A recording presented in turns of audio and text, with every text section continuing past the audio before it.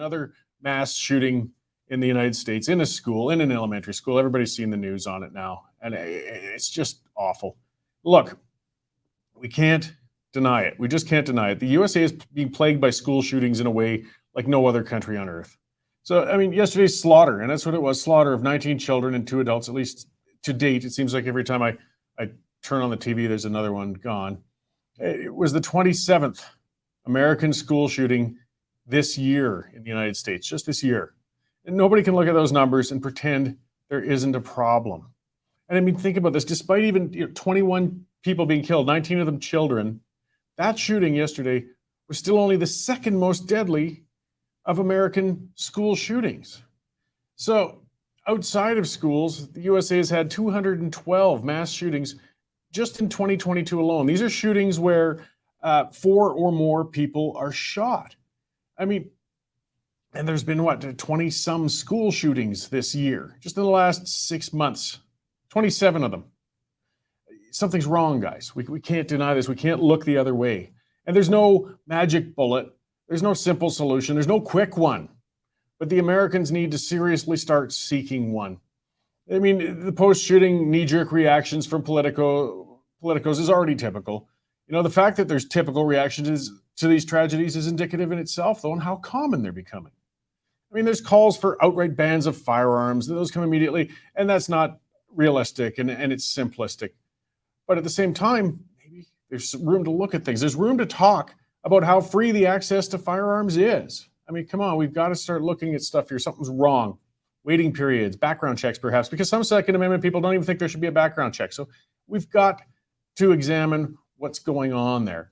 I mean, those are far from foolproof, but they might start working towards mitigating some of this carnage.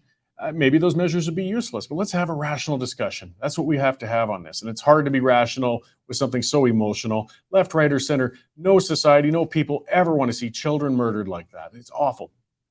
I mean, there's some others who are claiming that loosening the firearms laws up would help with the notion that people openly carrying firearms would act as a preventative measure. I'm not so bad on open carry, but I don't know if it would stop that. I can't see it. Texas is an open carry state, and there aren't many examples to indicate it helped. It certainly didn't yesterday.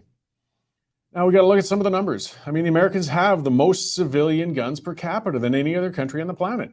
They have 120 guns for every 100 people. They have more civilian firearms than actual civilians.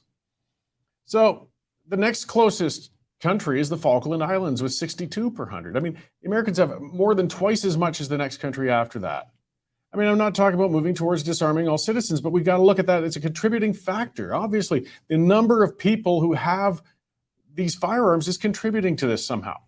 I mean, Canada, though, is among the top nations, actually, believe it or not, with firearms per capita at 13th, with 34.7 per 100. But that's still a quarter of the number that Americans have. Now, is Canada experiencing a quarter of the mass shootings and school shootings, though? No, not even close. The Nova Scotia rampage of 2020 demonstrated we're not immune to mass shootings, but thankfully, certainly comparatively with the United States, we have far, far fewer of them, even when factored in with the smaller population and the smaller amount of guns. So it's not just a matter of large population. It's not a matter of the large guns alone. That means the shooting trend south of the border has some sort of cultural underpinnings. And that makes it all the more complex, but it makes it all the more important to study and try and understand what's causing all this. It isn't happening in other countries. It isn't. So we need to understand why. These things didn't happen with such frequency in years gone by either. I mean, there have been mass shootings since the invention of the gun, but they've been escalating. In the 60s and 70s, it was common to see rifles in the back windows of pickup trucks in school parking lots in both Canada and the USA, or at least in smaller towns. There was no rash of shootings due to that. So what changed? What happened? I have more questions today than answers. You know, usually I'm full of answers, I'm full of opinion, I'm full of thoughts. I still have a lot of that in me, but with this issue, I don't have the answers, but I got a lot of questions. And we got to start asking these questions right now.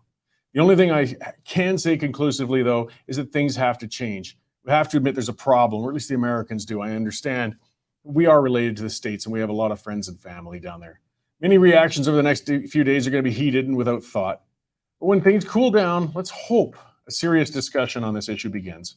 I love my American neighbors. I just returned from a visit south of the border last Monday. I know Americans aren't some bunch of violent thugs who shrug off the murder of their children. Their nation is mourning the senseless deaths of 19 children right now, and I'm mourning the waste of those young lives from afar.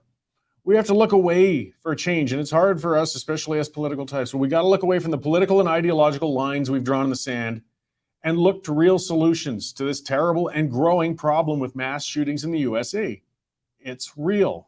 Until activists and politicians are capable, though, of setting aside that ideology and drawing those lines, I fear we're going to be seeing more shootings in the years to come.